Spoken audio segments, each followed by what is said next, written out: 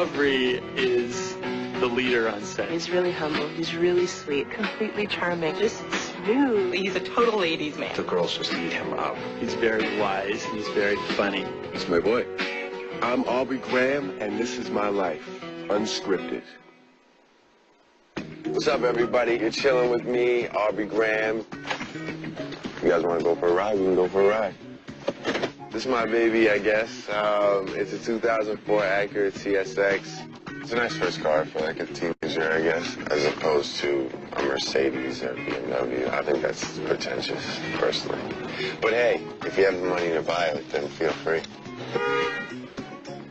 Enough about the car. Let's go inside.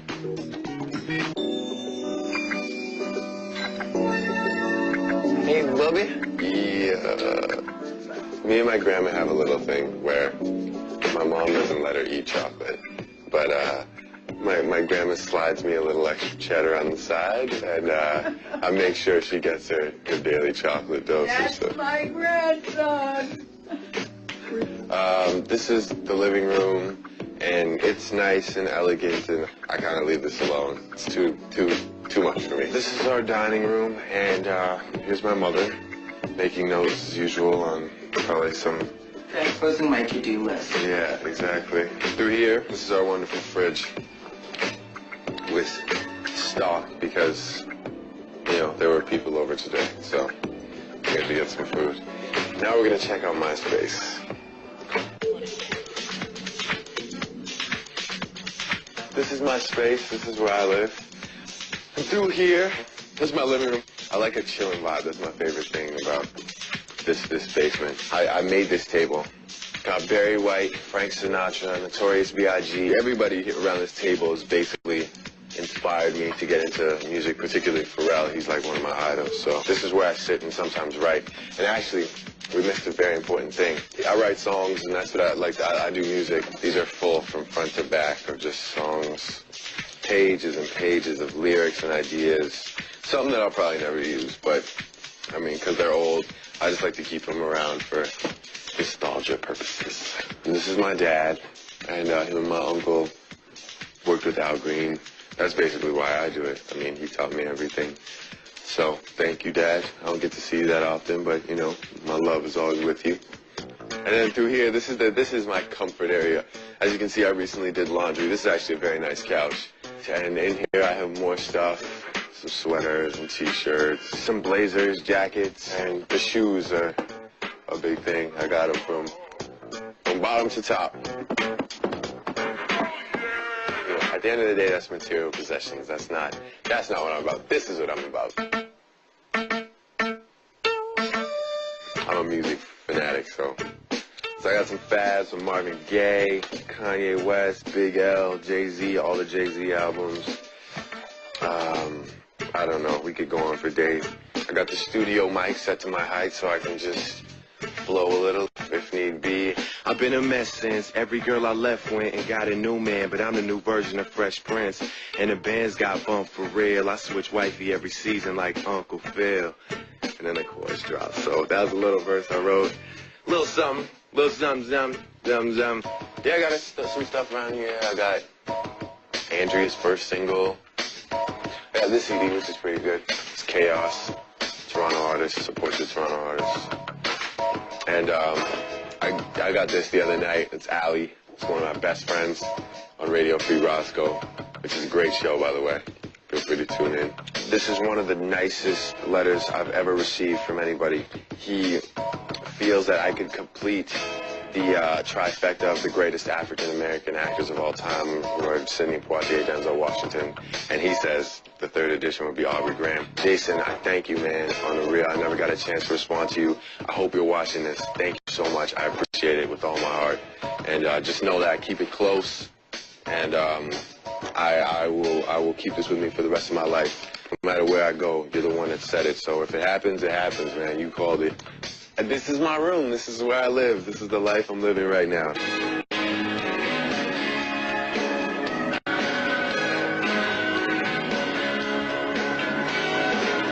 We always thought that there was something very different about this kid. When we had a piano at home and I would come home with my nursery rhymes Aubrey, at 3 years old, would take the lyrics and he would change them. I realized that other kids just didn't do that. Being an only child, I always had him in a lot of activities, whether it was day camp or whether it was group activities, hockey, a lot of things where you'd have to learn to be a team player. I was in this program called YPT, which is Young People's Theater, but it was really just a bunch of young kids acting really hyper, and then like we'd throw on masks and call it a play, whatever. I guess the parents thought it was cool. When Aubrey was about 5 years old, I took him to this agent, and she really liked Aubrey, so he did print work, and which is catalogs, and he did a couple of commercials. Have you been there tonight? Les Mis was the first thing that people actually liked, I guess, and people actually came to see and clapped for a good reason. They're not like, yeah, it's over. Like, good, let's go.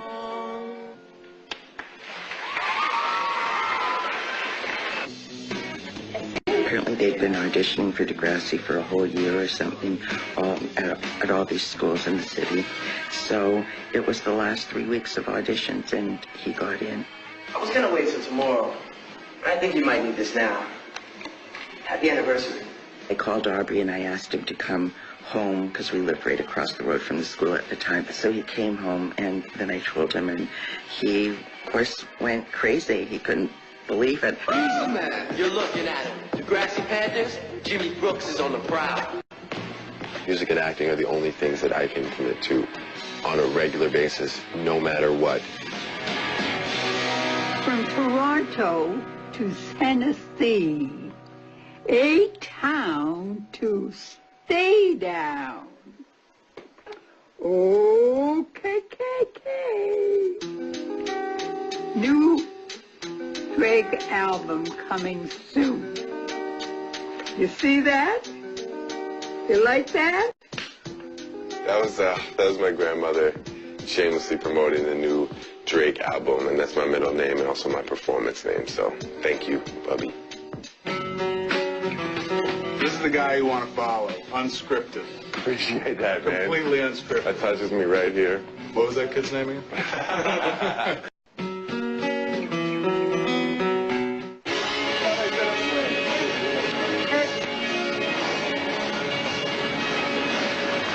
Degrassi Unscripted. What's going on? Aubrey is a total character. You see him strut into the building and, you know, his walk, his demeanor announces that he's here. And this is where a lot of hustling goes down with me and Jake Epstein, Shane Kipple. I try to, I take people's money right here at the pool table. I'm a shark. When you see him, you're like, this kid just has it together, and you know he's going to go places. It's a tutoring room. I don't really know what's going on. Oh, this is a perfect example of how much we work. This is great. This is Degrassi Unscripted. This is unscripted. This is why it's not planned at all. I think it must be a little bit of a facade, I hope. Otherwise, that's a little nerve-wracking to have that sort of self-possession at that age. Dressing rooms, Cassie Steele, and wow, there's a lot of girls here. This is my dressing room. There's a lot of girls here today. Jimmy was really just a good guy. He was just like, you know, a spurt playing, sort of rich, good guy. And he wasn't, and I'd say the first season he wasn't much more than that.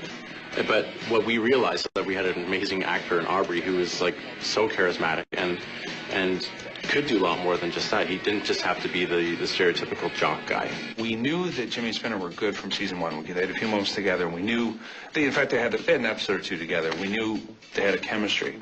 So going into season two, we really aimed to expand on that and really work with it. Like, let's say I do the dancing, you do the music. You don't want me to break? I'll tell you exactly where, for me, Jimmy and Spinner totally became it. You want the spotlight all to yourself. They were fighting over, I think, a breakdancing competition. Spin, you move like a wounded polar bear, buddy.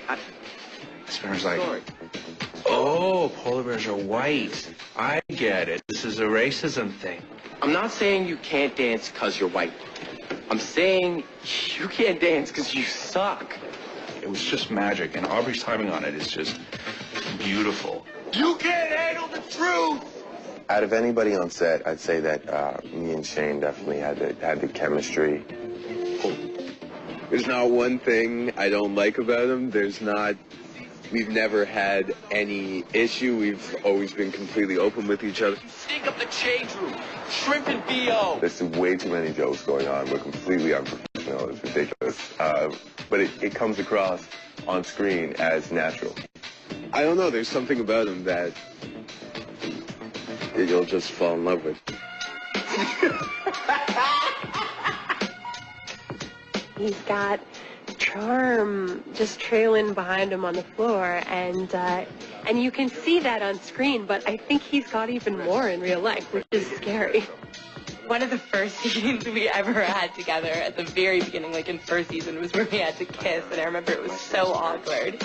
I think as a kisser, Aubrey's an 11 out of 10, even though it was like 2 seconds long. You guys need anything, keep up your energy or fluids. I always enjoy the kissing scenes. I'm like, yeah, I get to get a little action in, and it just comes with the job, man. I love it. It's great.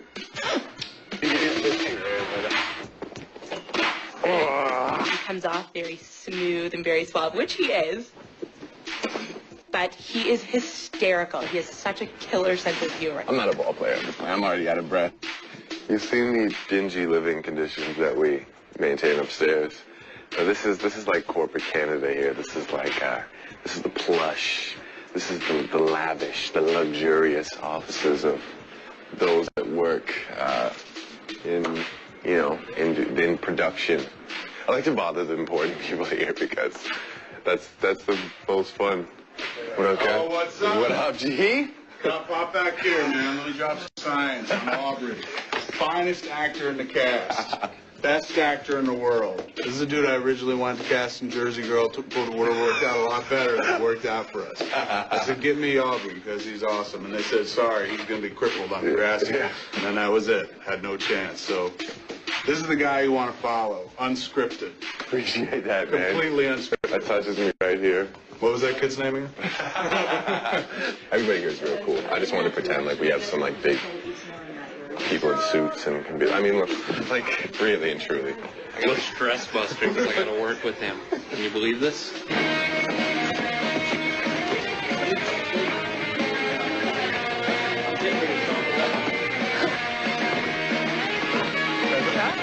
You're losing.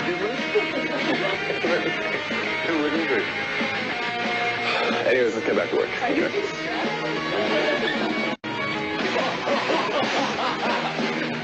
What's that? What is this about? Hold on, Robertson. What's up? All right, we're done. It's okay. It's okay. It's all right. It's okay. You're going to be just fine. It's all right. I'm here. I'm not going anywhere, okay? You're all right. After 3 seasons of seeing what an amazing job Aubrey could do, we realized that in 4th season he needed his own big storyline. When I was first told that I was going to be shot, one of the initial questions I had was, do I die? He, as a character, was all about his body and athletics, and when you take that away from a character and make them reconceive themselves, it's something very interesting to watch on screen. Is that real? So he pretended to be my friend.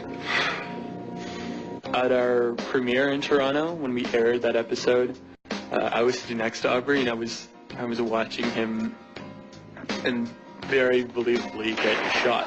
I was on the edge of my seat. Everyone was on the edge of their seat. I remember I just put my arms around him, and I was just it was very scary. That had me bawling. I thought that the scene in the hallway where he gets shot was just so beautifully done, and he's a really, really impressive actor. Your nurse called. Furious. So what are you going to do? Round me? I saw it as a challenge, so I did my research, and I actually took a kid that was in a wheelchair. I took him out and tried to understand how difficult it is to be mobile and live life as if nothing was wrong. This is the wheelchair that I use on set. Titanium, it's real light. The gloves, so I don't get, rough skin. I like to keep it real baby soft. You start down bottom, at the bottom of the barrel, feeling-wise, emotionally. It's been a challenge to claim this as my own. And then you rise up, slowly but surely, because you realize that I could sit here and I could, you know, not live my life, and I could live in sorrow, or I could just accept the cards I've been dealt. To become Mr. Mobility, as they call me on set, I've had to put in some work, so I'll show you what I can do. The great thing about Aubrey is that Aubrey never plays it like a victim. And Aubrey I don't think ever could play it as a victim, because Aubrey is way too full of life, and he's put that into Jimmy very smartly, and that's been a very great decision on Aubrey's part to portray Jimmy in the wheelchair with a zest for life. We had to work the wheels, but you could just turn and miss things, and, you know, you learn how to use it. It becomes natural. I'm always like moving and pumping, and, you know, so maybe one day I'll be big, strong, be like these, like Vin Diesel style, you know? But now I'm just me.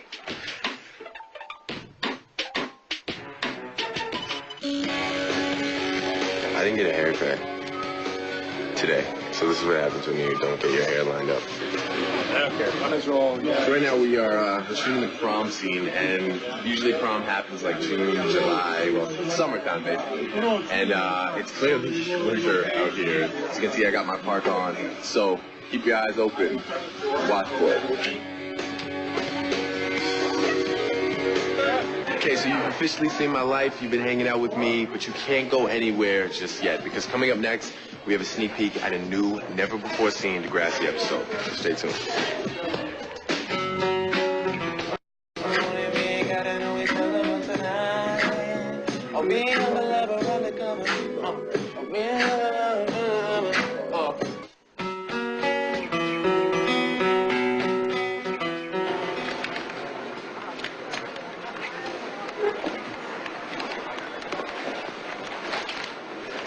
Hey. Listen, about the hospital, wheels, chair. It's a wheelchair. Golf all you want. It's not going away. Dude, I would have come, but things got crazy busy around here, and you know how it is. You know what? I understand. I probably should have been there for you instead of at the hospital getting a bullet removed from my spine. My bad. I'm sorry, okay? I didn't know what to say or how to act. I suck.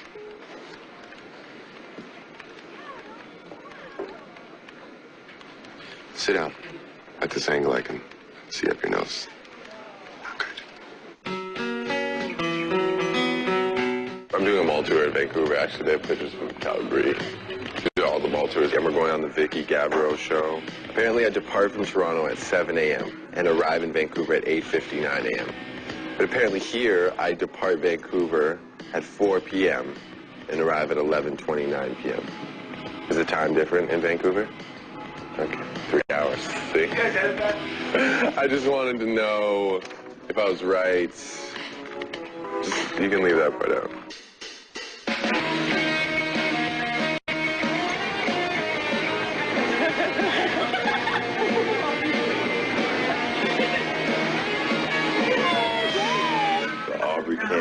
Should I look alright? What's going on? It's the only way I can feel myself, really. What's under there? Oh, last day in Vancouver, going to Richmond Center Mall. I'm gonna have a lot of fans there. I'm gonna show you what it's all about. We'll be there in like 2 minutes.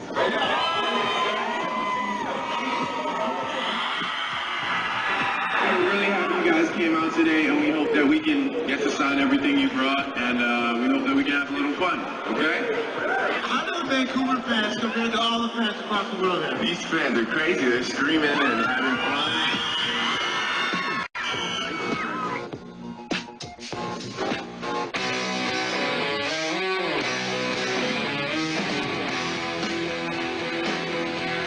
We're in Vancouver right now at the Vicky Gabbro show at CTV. I actually feel really bad. I don't quite know who Vicky Gabbro is. This is from Mount Everest. Oh, really? It's true. Are you giving it? What? Sure. I mean, what? Anyway, see you later. I get it. Now I have to get this under control, which is completely different story. You guys are the top of the show, which means that Vicky will do a little show intro by herself. She'll just be her on camera. My guests today, oh, it's so fun around here, are from the CTV teen drama Degrassi. The audience will applaud, and then she'll come back in and intro you. The show follows the kids of Degrassi High School and the issues facing their lives. And then away we go. First up, the actors from CTV's hit show Degrassi, The Next Generation. I hope you can keep up with them. Who's best friends around here? You two are best friends? Yeah, we've been best friends on the show. And you've recently recovered from being shot, it appears. Yes, I have. Yeah. Which was very challenging. What will you do next year? I'm working on music all this year. I'm working with several labels and producers and whatnot, and I might be going out to New York next month, in Tennessee. Oh, God, there'll be no talking to him then. You go to New York. Thank you. It was so nice to meet you.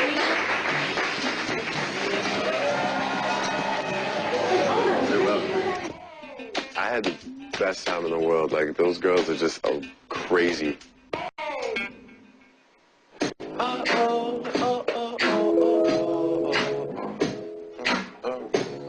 Check. Look, she never had a choice of dating. Nowadays, a milkshakes in a blender and the boys are waiting. I keep my music pretty under wraps. Like, I mean, this is going to be a shocker to people that I work with on set because nobody really knows I do anything. I really keep it to myself. But it's ironic because it's probably the biggest part of my life. I mean, I've become essentially obsessed with music. All right, run it back to before that. Go back to the beginning. It comes from life. It comes from like the 18-hour drives to Tennessee with my dad and listening to like old soul cassettes. What I write about now is just all life. I mean, I've been through a lot of things in my life between my family, my relationships, people I've met, things I've done and seen. So you can be there, right? Then you're back in, right? Crisscrossed over, I'm that miggity Mac. Artists up north either can't sign or miss, which justifies why most just can't shine the wrists. Searching all in the fridge, you can't find the Chris. Cause some of them try to rhyme, but they can't rhyme like this. Oh, some of them try to rhyme, but they can't rhyme like this. Some of them try to rhyme, but they can't rhyme like this. I'm the Yameka Okafor, the Oprah always started it.